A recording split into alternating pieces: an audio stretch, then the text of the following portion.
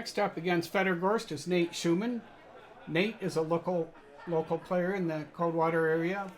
He lives down in Steuben County, the next county south of us. Comes up to Jim's place quite a bit with his family.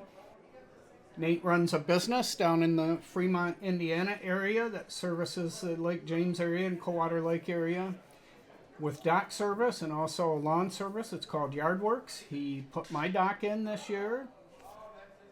I don't know what that was. Nate has a 568 Fargo rate. He's quite a good player, and that is not a robust Fargo rate. It's probably below the level that he plays at. He's probably closer to a 600 level player. So here's his second attempt at a break. Cue ball almost went in the side pocket. I see 9 balls still on the table, and I see Fedor walking towards the table. So he will be shooting at the 1 ball, which he can see. And he banks that back into the corner pocket. Gets great position on the 2 ball by stunning that cue ball off of the 8 ball after the contact with the 1. Comes back to the center of the table, which is always a great place to be, either in 8 ball or 9 ball. He's going to have to draw back and get position on that 4 ball. What a beautiful stroke. And he got perfect position. He puts a lot of left spin on that. Comes out past the 5. He'll pot that in the side pocket. Stop for the 6. Just rolls up a little bit for the 6. He can stun this across, shoot the 7, then the 8. Then he'll be banking the 9 ball. The 7 ball goes straight to the center of the pocket. I suspect he'll be doing a straight back on this 9 ball. He could go cross corner now, though. A very common shot in 1 pocket. Okay, he's not banking it. He must have had an agreement with Nate to play straight up. And Nate's maybe going to change that agreement here. I see him talking to me right there. I'm not sure what the conversation was, but that went pretty quick. Now that got Robin Hamlet from Fort Wayne, Indiana on her feet, racking the balls for these gentlemen.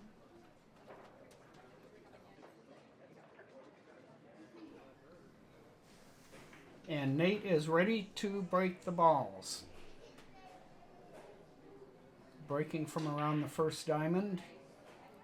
His tip flies up quite a bit out of the shot when he shoots. I'm not sure whether he's trying to hit high on the cue ball and make it stun into the front of the rack or what he's doing there. But again, he did not make a ball. Fedor is jacked up, taking a pretty wild shot at that ball. Luck counts in pool. It counts in pool all the time, no matter what game you're playing, but it counts more in 9 ball. And he kissed off 2 balls to make that ball into the pocket. Now he's going to jump this 3 ball. Has a pretty straight shot. He does contact the ball legally and sends that ball way down by the 9 ball. So it looks like there's an intervening ball there. I think Nate is going for his jump stick now, so we'll see him jump as well. But this is quite a long jump. If you're not used to playing on the 9-foot table, this is quite a distance here that he will be jumping this ball. And I don't think Nate does play a lot on the 9-foot tables. So he jacks up. He's using a dart stroke, which is what I do. I'm not a very tall person. That's exactly the way I shoot it. He does catch the intervening ball. And that'll be ball in hand for Fedor Gorst, which is a thing you do not want to happen.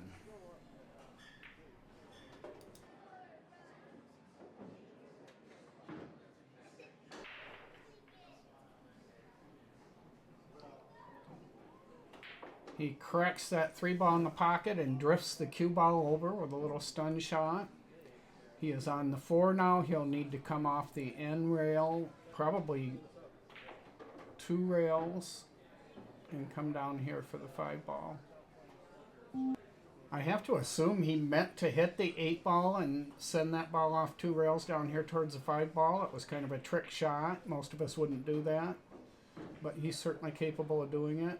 He could have easily drawn it past that ball. I think that's why I think that. Now he's banked the 6 ball in. He's rolled a little bit far to get on. Oh no, I see the 8 ball is still there, so he's going to come 1, 2, 3 rails. He has the 8 ball, and if he still has an agreement to not bank the 9 ball, I think it's all going to be over with right here in just a second. It is. Now, that's something that people had the freedom to do. They could have Fedor bank the 9 ball, or they could have him shoot it straight in. I think if Nate had won 2 games, he would have been really happy, and he would be able to walk away and say he played Fedor straight up and beat him. But as it is, once you give Fedor ball in hand, you better watch out. Good job, Nate. Great job, Nate.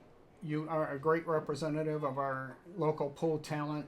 You are always friendly and kind to everybody, and we're always happy to see you on those Saturday nights when you bring your wife and kids to play pool at Jim's place.